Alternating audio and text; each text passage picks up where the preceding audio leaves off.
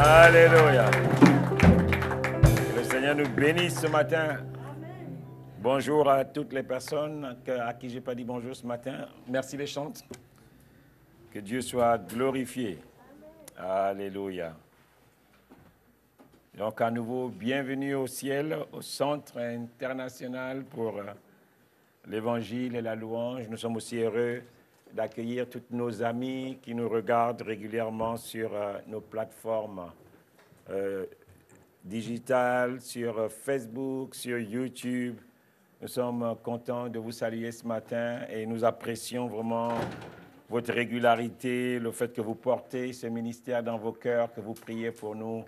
C'est toujours un plaisir de réaliser que des gens nous aiment. Amen. C'est vraiment un plaisir. Et j'aimerais vraiment nous rappeler cette parole du Seigneur dans l'évangile de Jean 10, les versets 9 à 10. Jésus, il parle, il dit « Je suis la porte. Si quelqu'un entre par moi, il sera sauvé. Il entrera et il sortira. Il trouvera des pâturages. » Au verset 10, le Seigneur dit « Le voleur ne vient que pour dérober, égorger et détruire. Moi, je suis venu afin que les brebis aient la vie et qu'elles soient dans l'abondance. Je suis le bon berger. Le bon berger donne sa vie pour ses brebis. » Vous savez, bien-aimés, il est temps pour l'Église de prendre au sérieux la parole de Dieu. Vous savez, Dieu ne parle pas pour occuper le temps ou l'espace. Dieu, lorsqu'il nous parle, il met entre nos mains des vérités éternelles. Et ces vérités, ce sont elles qui doivent nous diriger, qui doivent conduire nos vies. Vous savez, par exemple, les hommes politiques, ils vont parler pour occuper l'espace. Parce qu'il y a tel qui a dit ceci, si tu es un homme politique, il faut aussi que tu viennes donner ton avis. Et donc, c'est ce qui anime la vie politique. Tel homme dit ceci, tel autre leader politique, il faut qu'il se positionne. Il y a le coronavirus, le président dit cela, tel parti doit aussi donner sa vision du coronavirus. Et c'est comme ça que le monde marche. Mais Dieu, lorsqu'il nous parle, il nous donne des éléments essentiels qui portent notre vie.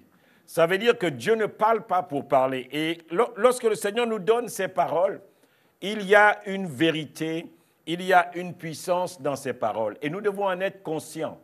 Parce que le Seigneur n'occupe pas le temps, n'occupe pas l'espace pour le faire. Il dit, je suis la porte. Si tu es sûr que tu es entré par lui, par cette porte, tu seras sauvé. Et le Seigneur te dit que tout ce qui arrive dans ta vie, tous les dégâts que l'ennemi peut faire, il dit que cela n'est rien par rapport à ce qu'il est venu faire. Il dit, moi je suis venu afin que les brebis aient la vie. Lorsque je rentre dans une vie, lorsque je rentre dans une église, c'est pour libérer la vie et la vie en abondance. Pas la vie simplement, mais je suis venu apporter la vie en abondance. Et le Seigneur termine au verset 11 en disant, je suis le bon berger. Le bon berger, il donne sa vie pour ses brebis. Qu'est-ce que ça veut dire? Ça veut dire que le bon berger est prêt à mettre toute sa force simplement pour sauver une brebis, pour gagner une brebis. Ça veut dire que le bon berger fait que lorsque son troupeau est en danger, il est prêt à s'arrêter, déployer des stratégies pour sauver son troupeau. Et c'est ça que je veux nous dire ce matin, que le Seigneur, notre alliance avec Dieu, ce n'est pas simplement une alliance que je lui ai donné ma vie, non. Il est le bon berger dans ta vie. Je veux que tu le réalises ce matin. Tu es la brebis du Seigneur et Dieu est le bon berger. Il y a des choses qu'il n'acceptera jamais que l'ennemi puisse faire dans ta vie. Il n'acceptera jamais parce qu'un bon berger, il veille sur ses brebis. Les hommes peuvent te décevoir, mais lui, il a dit, je ne suis pas simplement le berger, mais je suis le bon berger qui est prêt à se mettre en danger pour sauver ses brebis. C'est pour ça que David, c'est une histoire compliquée. La Bible déclare que lorsque les ours voulaient venir manger les brebis, il se levait et il se battait contre les ours. Un homme normal ne peut pas se battre contre les ours. Un homme normal ne peut pas se battre contre un lion. Mais parce qu'il voulait sauver son troupeau, il était prêt à faire face au lion, faire face à l'ours. Et les lions qui vont venir dans ta vie, le Seigneur s'élèvera et il fera face à ces lions-là. Il fera face à ces ours-là. Et tu vas être surpris que tu sortes de là victorieux. Parce qu'il est le bon berger. Alléluia. Je veux nous rappeler cette parole que l'on a vue dimanche. On a parlé sur le thème « Servir Dieu pleinement ». Amen. Servir Dieu pleinement. 3 points importants. On a d'abord vu que le service pour Dieu, c'était de faire la volonté de Dieu. Amen. C'était important de le comprendre ça. Il n'y a pas de service sans désir de faire la volonté de Dieu. Et on avait vu que la volonté de Dieu était inscrite dans notre cœur par le Saint-Esprit. On a aussi vu que la qualité de notre service pour Dieu dépend de la quantité d'amour que nous avons pour Dieu. La qualité de notre service pour Dieu dépend de la quantité d'amour que nous avons pour Dieu. Or, nous savons tous que l'amour, c'est un sentiment qui grandit. Plus je vais connaître quelqu'un, plus je vais l'aimer, plus j'apprendrai à vivre avec lui. Donc, on a vu cela en 2e point. Et le 3e point, on avait vu que les 3 dimensions de notre être doivent participer activement au service que nous rendons à Dieu. Les 3 dimensions de notre être, l'esprit, l'âme et le corps, nous devons doivent participer activement au service que nous rendons à Dieu. Donc c'est important, nous devons servir Dieu pleinement, c'est important de comprendre ça. Nous ne devons pas servir Dieu à moitié. Vous savez, c'est un peu comme dans le monde du travail, quelqu'un qui ne travaille pas les 35 heures n'aura pas le salaire de quelqu'un qui travaille 35 heures, sauf si tu es dans le faux, sauf si tu es dans un monde de tricherie. Mais pour avoir ton salaire plein, il faut que tu aies rempli tes heures, toutes tes heures. C'est la même chose avec le Seigneur. Lorsque le Seigneur te donne une mission, lorsque le Seigneur t'appointe, lorsque tu es un ouvrier du Seigneur, les choses que le Saint-Esprit va poser dans ton cœur, il s'attend à ce que tu le fasses pleinement. Et aujourd'hui, j'aimerais nous parler d'un thème qui va dans la suite, trouver son plaisir dans la parole de Dieu. Trouver son plaisir dans la parole de Dieu. Ce thème-là, je l'ai en réalité tiré du psaume 1 à partir du verset 2. Et vous allez le lire, qui dit que celui qui trouve son plaisir dans la loi de l'Éternel est celui qui la médite jour et nuit. C'est là que j'ai tiré ce thème, trouver son plaisir dans la parole de Dieu, dans la loi de Dieu. Vous savez qu'on ne peut pas servir quelqu'un qu'on ne connaît pas. C'est pour cela que c'est important pour nous de pouvoir connaître le Seigneur. C'est important pour nous de connaître la parole de Dieu. La parole de Dieu, bien-aimé, doit être la source du croyant. C'est sur elle que le Saint-Esprit va s'appuyer pour te révéler les mystères cachés. C'est difficile, si tu ne connais pas la parole de Dieu, que le Saint-Esprit puisse travailler librement. Parce que tu ne sauras pas la voix qui te parle. Tu ne sauras pas si c'est ta propre voix ou c'est la voix du Saint-Esprit. Et le Saint-Esprit, pour travailler librement avec nous, a besoin d'un minimum de dépôt, a besoin que quelque chose soit posé en toi. Tout le monde croit que le Seigneur nous donne la vie éternelle. Ça, c'est la base. Ça, c'est la base. Tout le monde croit que nous devons avoir la crainte de Dieu. Ça, c'est la base. Mais pour aller plus loin, pour avoir accès aux mystères cachés de Dieu, vous devez avoir plus que les éléments de base. Le fait que je suis sauvé, le fait qu'on doit craindre Dieu, le fait qu'on ne doit pas faire le mal, le fait qu'on doit aimer notre prochain, soit c'est la base. Donc, connaître Dieu, bien-aimé, c'est la responsabilité de chacun de nous. C'est notre responsabilité. Ce n'est pas la responsabilité du pasteur, ce n'est pas la responsabilité de mon père, de ma mère, mais c'est ma responsabilité à moi. Et Dieu s'assure toujours, lorsque nous sommes dans son service, que nous le connaissons vraiment.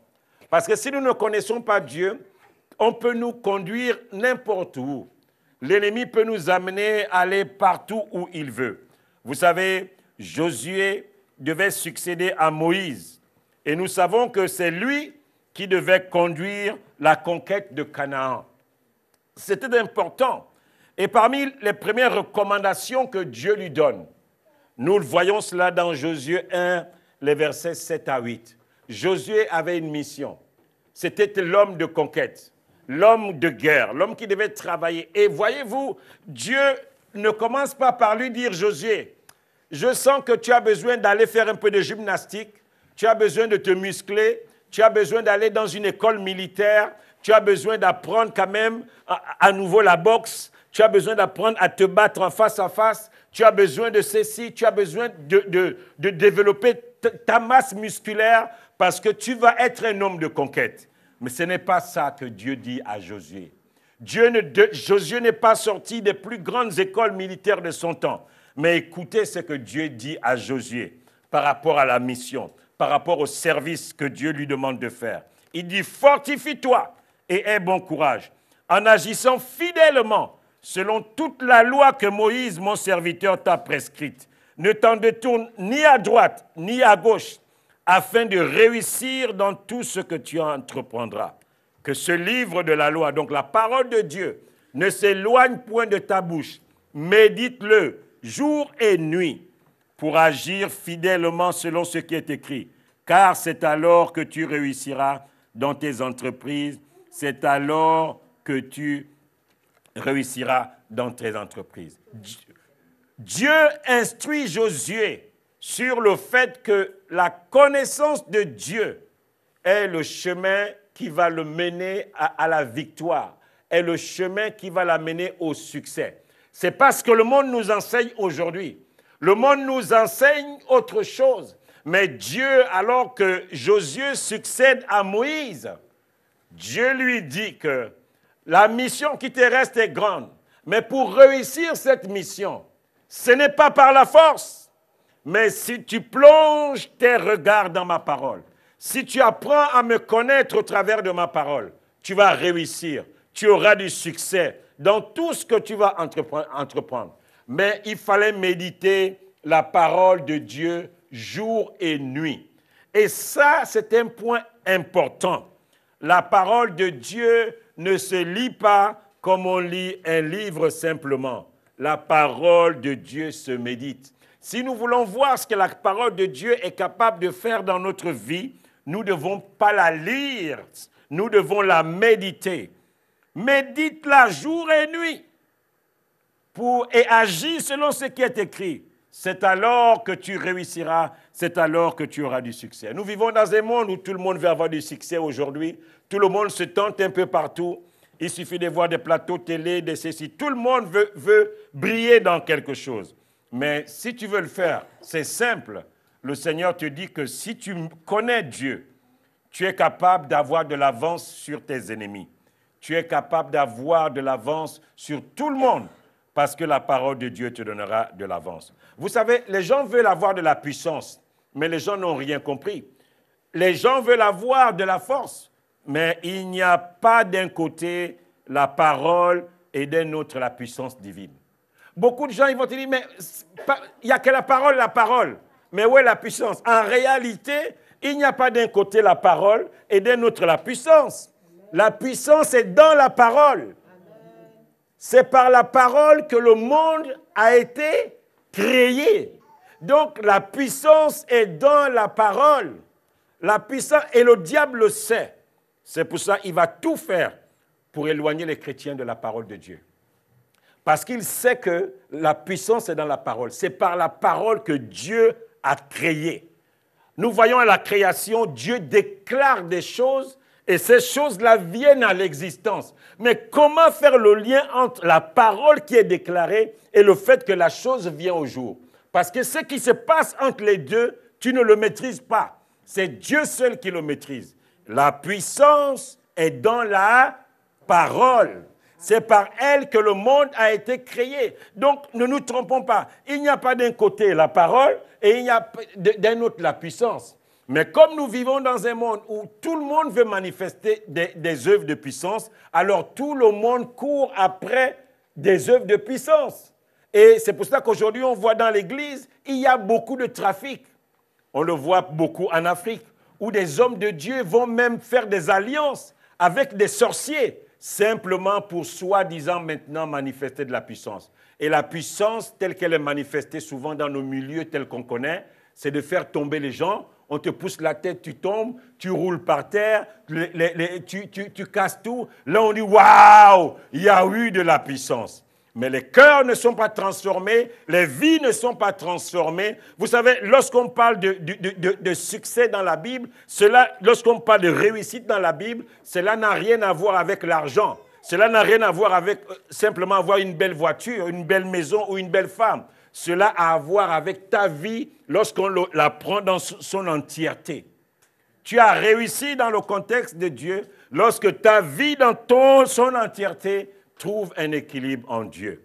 Je vais nous parler ce matin du fait que nous devons connaître Dieu. Nous devons connaître ce Dieu-là totalement. Tu dois apprendre à méditer sa parole parce que c'est par elle que tu avances. C'est elle qui te donne la puissance. C'est elle qui te donne la capacité de pouvoir faire des choses extraordinaires. Et tu dois trouver ton plaisir dans la parole de Dieu parce que la puissance est dans la parole. Et aujourd'hui, je vous dis, bien-aimés, lorsque vous voyez ce qui se passe dans le monde, ça fait peur.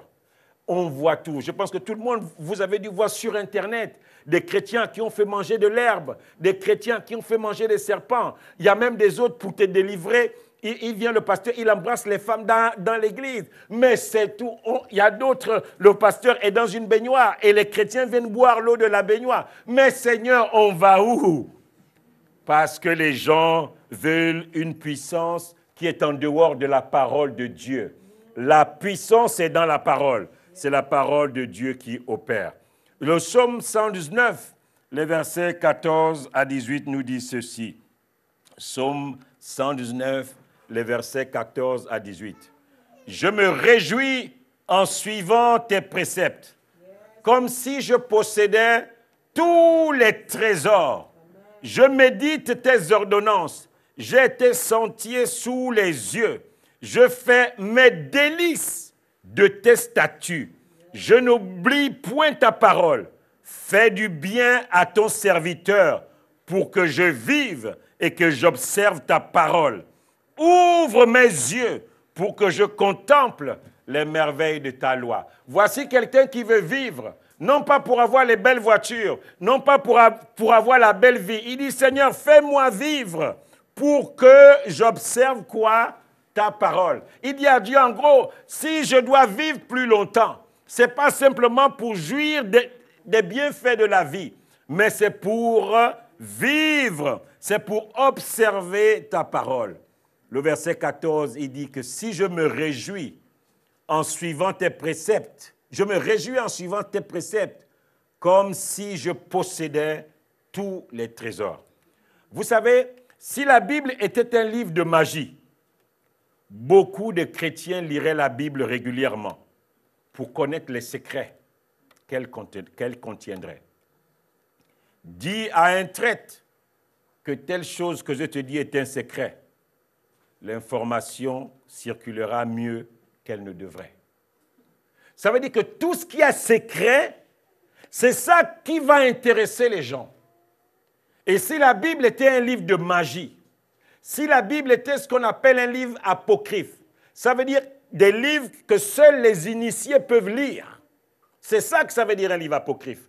Ça veut dire que beaucoup de personnes iraient lire la Bible pour chercher les secrets qu'elle détient. Or, Dieu nous a fait du bien. Il nous a donné un livre qui a des secrets immenses. Et il a mis ça entre nos mains. Nous ne savons pas le trésor que nous avons, bien-aimés. Nous ne savons pas le trésor que nous avons. Et Dieu dit à Josué, avant les conquêtes, il dit, ton secret, ta force, tu la trouveras dans la parole. Ta puissance, tu la trouveras dans la parole. Tout ce que tu vas faire, tu vas puiser ça dans sa parole. C'est pour ça que je suis en train de te dire ce matin, que tu sois infirmier, médecin, technicien de surface, tout ce que tu veux, ingénieur, chauffeur, tout ce que tu veux, pilote. Je te dis ce matin, si la parole de Dieu est la base de ton action, tu auras toujours l'avance sur tout le monde. Tu auras toujours une longueur d'avance. Parce que tu sauras les choses à l'avance. Le Saint-Esprit sera ton compagnon. Tu vas sentir les choses que, oh, là, c'est pas bon. Tu vas sentir les choses. Et quand tu sens les choses, Tu dis, Saint-Esprit, prends la direction, prends-moi. C'est la réalité. Vous savez, la dernière fois que j'ai fait l'accident, la dernière fois j'ai tellement fait des accidents, lorsque nous avions le C8 et que nous avons fait l'accident là sur la A6, que le pasteur Taïn, je ne sais pas qui est venu nous chercher à l'époque, on était dans la voiture avec Uri Konambele, tous mes enfants, la sœur Nadia à l'époque, et nous étions en train de rouler, et pendant qu'on roule, je vois simplement que la voiture est en train de glisser sur la route. Il n'y avait pas eu de neige, il n'y avait rien eu. Et j'ai dit à Dieu, Seigneur, je te remets la voiture. Et j'ai enlevé les mains sur le volant, j'ai laissé la voiture partir toute seule. Et le Seigneur nous a tous préservés. Je pense que ce dimanche-là, nous étions en train de venir au culte.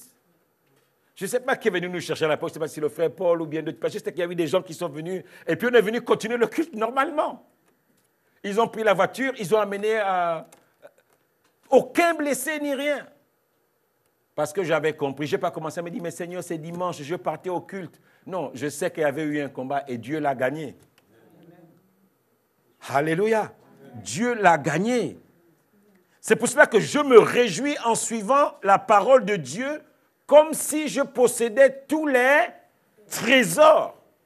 Imaginez-vous, tu te réjouis dans les préceptes de Dieu comme si tu possédais tous les trésors. Ça veut dire que le plaisir que la parole de Dieu te donne, c'est comme le plaisir de quelqu'un qui a gagné, je ne sais pas, prenons quelque chose qu'on connaît, tu as gagné 100 millions d'euros au loto, c'est à peu près le même plaisir, mais plus que ça même. Parce que 100 millions, ce n'est pas tous les trésors. Mais là, on dit le plaisir que la parole de Dieu crée en toi, c'est comme si tu possédais tous les trésors. Est-ce que c'est ce que nous vivons? De toi à moi. Ce n'est pas ce que nous vivons. Ça veut dire qu'il y a un problème quelque part. Si ce n'est pas ce que je vis, si ce n'est pas ce que Jonet vit, si ce n'est pas ce que Venance vit, si ce n'est pas ce que Patrick vit, si ce n'est pas ce que Paul vit, si ce n'est pas ce que Melvin vit, ça veut dire qu'il y a un problème. Je dois faire quelque chose que je n'ai jamais fait. Je dois donc essayer de trouver mon plaisir dans la parole de Dieu.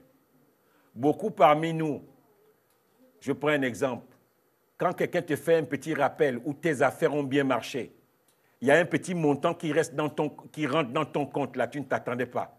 Tu es costaud, les épaules sont levées, là on sent que tu as le pouvoir. Mais quand le compte est vide, quand le compte est à découvert, est-ce que nous sommes capables de dire que je me réjouis parce que j'ai la parole de Dieu? Je me réjouis comme si je possède tous les trésors alors que ton compte est à découvert, alors que tu ne sais pas comment tu vas terminer le mois. Est-ce que tu es capable de dire, est-ce que tu es capable d'avoir ce sentiment que tu vis, que tu te réjouis parce que tu as la parole de Dieu avec toi? Ce n'est pas toujours le cas. Donc il y a quelque chose que nous devons faire. Nous devons dire à Dieu, mais Seigneur, ouvre nos yeux, nous voulons comprendre ce que tu veux dire. Qu'est-ce que tu veux nous dire, Seigneur? Parce que souvent, notre joie est déterminée par comment notre vie évolue. Quand il y a l'argent, on est content. Quand c'est chaud, on commence à devenir amer. Regardez même dans un foyer, dans un couple. Quand il y a l'argent, le couple va bien. Mais regardez quand il n'y a pas l'argent dans le couple. Les discussions montent très très vite. La pression monte très très vite. Pourquoi? Mais le Seigneur nous dit que ce n'est pas ça qui fait notre force et notre joie. Le Seigneur dit que nous devons nous réjouir parce que nous considérons que celui qui vit avec nous, s'il est avec nous, nous avons tous les trésors. Ça veut dire que notre joie, nous devons la puiser dans notre plaisir. Dans notre plaisir à avoir la parole de Dieu à nos côtés. C'est ça qui doit déterminer ta joie. Mais pour comprendre cela, ça, vous savez ce que je vous dis là? C'est une révélation. Mais la révélation ne suffit pas pour avancer. C'est pour cela que, pour connaître Dieu, ça va au-delà du fait d'être sincère. Parce que vous allez voir dans toutes les sectes du monde, il y a des gens qui sont sincères, mais qui sont sincèrement dans l'erreur. Et j'aimerais vous partager 5 points pour bien comprendre ce que c'est la méditation de la parole de Dieu. 5 points pour comprendre la méditation de la parole de Dieu. Et on va terminer par là. La révélation ne suffit pas. Tu dois aller plus loin. C'est une discipline. Parce que les choses que Dieu dit, il y a des mystères dans ces choses. Mais Seigneur, comment faire que si j'ai ta parole, elle me suffit. Elle me donne un état d'esprit qui est tel que j'ai tous les trésors de la terre. Seigneur, c'est quand même fort. Ça veut dire que mon compte là, il a découvert de 2000 €. Je ne sais même pas comment je vais rembourser ça. Je n'ai pas payé l'école des enfants. J'ai pas ceci. Ma femme me met la pression là-bas. On a perdu quelqu'un au pays. On a fait ceci. Mais Seigneur, je veux m'en sortir. Comment? Tu sens même que tu marches seul. Tu oublies même le métro. Tu dois prendre le métro là, mais tu as oublié que l'entrée du métro là parce que tu as tellement de problèmes. Mais le Seigneur nous dit que si tu as sa parole, la joie qu'elle te préoccupe, c'est comme si tu possédais tous les trésors de la terre. Ça veut dire qu'il y a quelque chose que nous devons comprendre. Amen. C'est pour ça que j'aimerais nous partager 5 points pour bien comprendre la méditation. Je vais d'abord vous les donner et puis nous allons revenir. Le premier point que nous allons voir, pour ceux qui prennent des notes, c'est la révélation. Nous allons voir la révélation. Le deuxième point que nous allons voir, c'est l'illumination. La révélation, l'illumination. Le troisième point, c'est l'inspiration. Le troisième point, c'est l'inspiration. Le quatrième point, c'est l'interprétation. Le cinquième point, c'est l'application. Donc, je reprends. La révélation, c'est le premier point. L'illumination, c'est le deuxième point. L'inspiration, c'est le troisième point. L'interprétation, c'est le quatrième point. Et l'application, c'est le cinquième point. Amen. Nous allons comprendre que lorsque nous méditons, ces choses-là doivent apparaître. Ce n'est pas la même chose. Avoir une révélation ne suffit pas pour avancer. Si on n'a pas l'illumination, si on n'a pas l'inspiration, si on n'a pas l'interprétation, et si nous ne l'appliquons pas. Donc nous voyons que c'est des niveaux différents. Amen. Lisons le texte, ce texte de Hébreux 8 à partir du verset 11. Hébreux 8, le verset 11 nous dit « Aucun n'enseignera plus son concitoyen, ni aucun son frère, en disant « Connais le Seigneur ».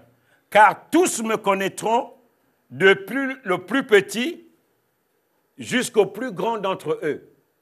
Le Seigneur nous parle d'un temps où tout le monde aura la capacité de connaître Dieu. Ça veut dire quoi? Ça veut dire que Dieu peut se révéler à tout le monde, du plus grand au plus petit d'entre nous. Mais pour le faire, nous devons être à l'écoute. Et voyons un exemple concret. Acte 8, les versets 26 à 40. Acte chapitre 8, les versets 26 à 40. Un ange du Seigneur, j'ai lu le verset 28, s'adressant à Philippe, lui dit « Lève-toi, va du côté du Jourdain, va du côté du Midi, sur le chemin qui descend de Jérusalem à Gaza, celui qui est au désert. » Parce que il se leva et partit. Et voici un Éthiopien, un eunuque, ministre de Cadence, reine d'Éthiopie, et surintendant de tous les trésors de la reine d'Éthiopie. Il était venu à Jérusalem pour adorer. Il s'en retournait, assis sur son char, et lisait le prophète Ésaïe. L'Esprit dit à Philippe, « Avance et approche-toi de ce char. » Philippe accourut et entendit l'Éthiopien qui lisait le prophète Ésaïe. Il lui dit, « Comprends-tu ce que tu lis ?» Il répondit, « Comment le pourrais-je si quelqu'un ne me guide ?» Et il invita Philippe à monter et à s'asseoir avec lui. Le passage de l'Écriture qu'il lisait était celui-ci.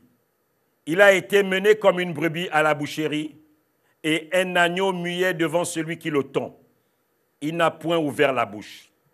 Dans son humiliation, son jugement a été levé, et sa postérité qui le dépeindra, car sa vie a été retranchée de la terre. L'eunuque dit à Philippe, je te prie, de qui le prophète parle-t-il ainsi? Est-ce de lui-même ou de quelqu'un d'autre? Alors Philippe, ouvrant la bouche et commençant par ce passage, lui annonça la bonne nouvelle de Jésus. Comme ils continuaient leur chemin, ils rencontrèrent de l'eau. Et l'eunuque dit, voici de l'eau. Qu'est-ce qui empêche que je sois baptisé?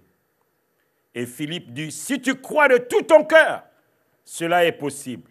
L'eunuque répondit, je crois que Jésus est le Fils de Dieu. Il fit arrêter le char. Philippe et l'eunuque descendirent tous les deux dans l'eau, et Philippe baptisa l'eunuque. Quand ils firent sortir de l'eau, le Saint-Esprit du Seigneur enleva Philippe, et l'eunuque ne le vit plus. Tandis que joyeux, il poursuivait sa route, Philippe se trouva dans Azote, où il alla jusqu'à Césarée, en évangélisant toutes les villes par lesquelles il passait. Une histoire extraordinaire. Qu'est-ce qui se passe ici? Un homme, il est venu à Jérusalem, un grand type, un ponte, un gars qui avait de l'argent et il a besoin de Dieu et il vient à Jérusalem pour adorer.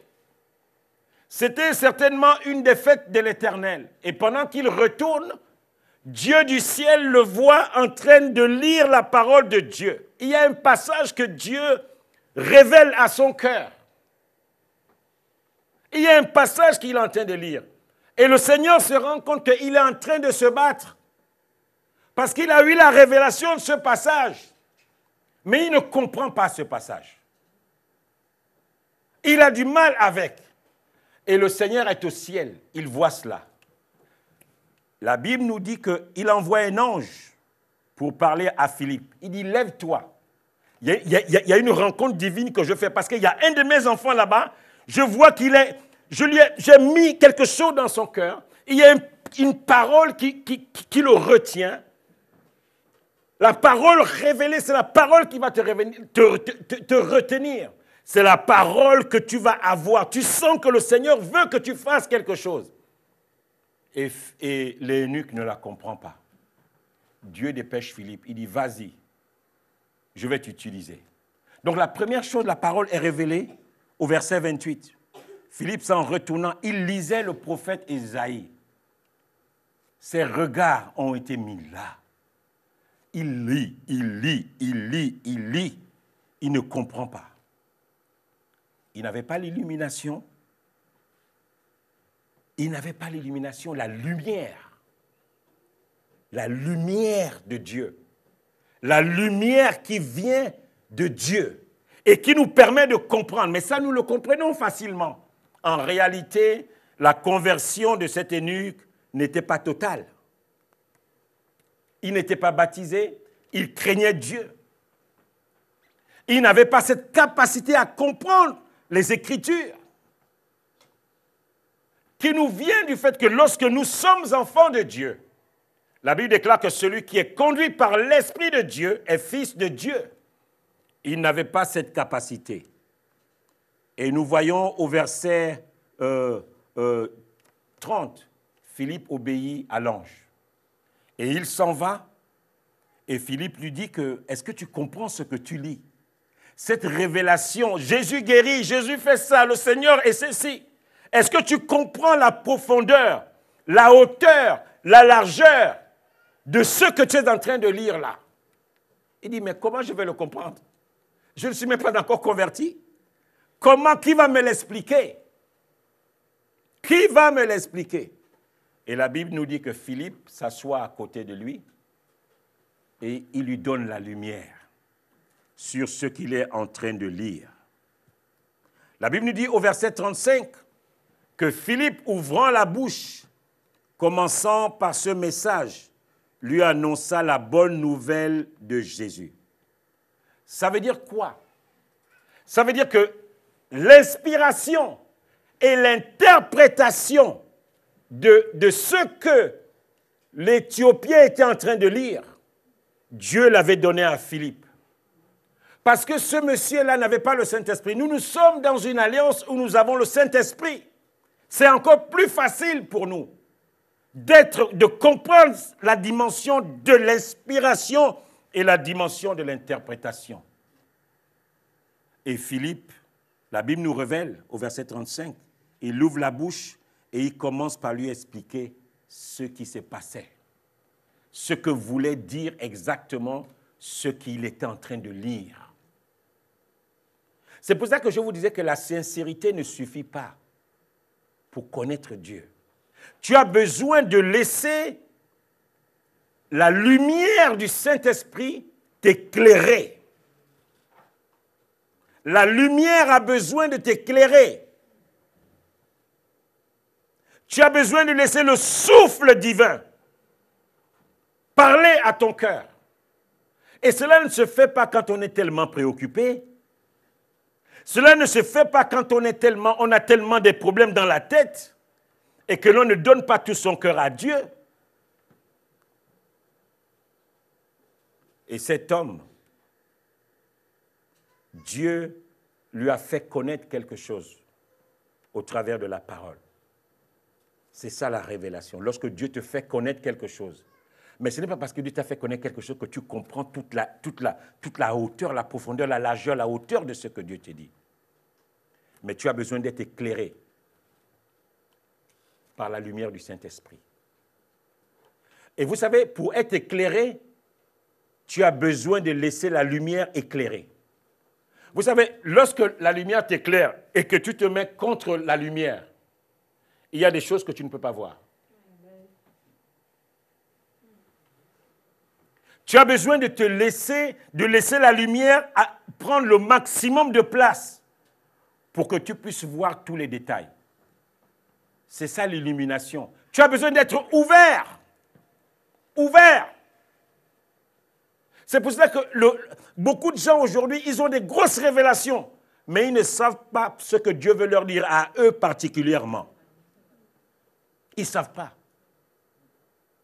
Tu as eu un songe, tu as eu un rêve, tu as eu une parole, mais tu ne sais pas, parce que la lumière qui doit éclairer ce que tu as vu, tu as du mal à te mettre dans un contexte où cette lumière se manifeste.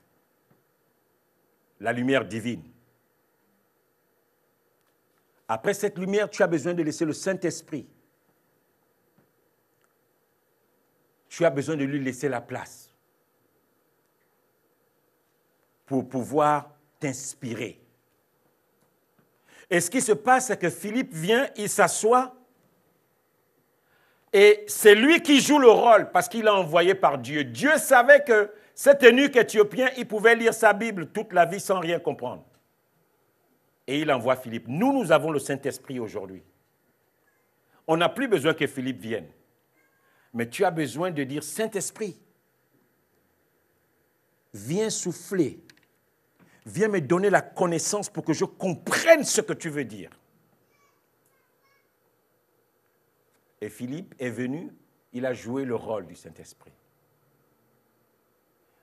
Il était la lumière, il était la source que Dieu a utilisée pour interpréter à l'eunuque éthiopien que ce que tu es en train de lire là, ça veut dire ça, ça, ça, ça, ça, ça, ça. Dès qu'il a fini de le faire, l'eunuque éthiopien a dit, mais il faut donc que j'applique ça. Est-ce qu'il y a de l'eau quelque part là pour que je me baptise tout de suite? Je n'ai pas envie d'entendre, je n'ai pas besoin de ceci, j'ai juste besoin. Est-ce qu'il y a de l'eau? Oui. Tu es prêt? Oui. On l'a baptisé tout de suite. L'application. Lorsque la révélation est interprétée, elle doit nous amener à l'application. Elle doit t'amener à appliquer ce que Dieu t'a révélé. Ce n'est pas tout d'avoir des révélations. Cela ne suffit pas. Et aujourd'hui, nous vivons dans un monde où tout le monde veut des révélations. Ils n'ont pas l'interprétation. Ils ne sont pas inspirés par le Saint-Esprit. On veut juste avoir une révélation. Oh, tu sais, le Seigneur me montrait 2 fourmis rouges qui se battaient. Et puis, il y a une fourmi verte qui est arrivée, qui a mangé les 2 fourmis rouges. Qu'est-ce que ça veut dire? Dieu t'a révélé ça. Mais tu as besoin de l'interprétation. Et pour avoir l'interprétation, tu as besoin de laisser le Saint-Esprit travailler. Tu as besoin de te mettre dans un environnement où la lumière de Dieu parvient à toi pour t'éclairer. Ce n'est pas en allant manger tous les jours, en vivant tous les jours comme tu vis, que cette capacité va t'être donnée. Et beaucoup de gens, ils ont des révélations comme ça.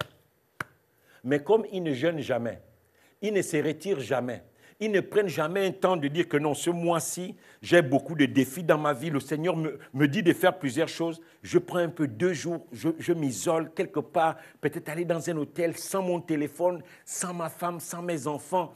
J'ai besoin quand même d'entendre la voix de Dieu. C'est ça l'environnement que tu prépares pour que la lumière de Dieu vienne à toi. Tu crées un contexte. C'est pour ça que vous voyez les gens, Dieu leur parle tous les jours. Mais ça ne les amène jamais à l'application.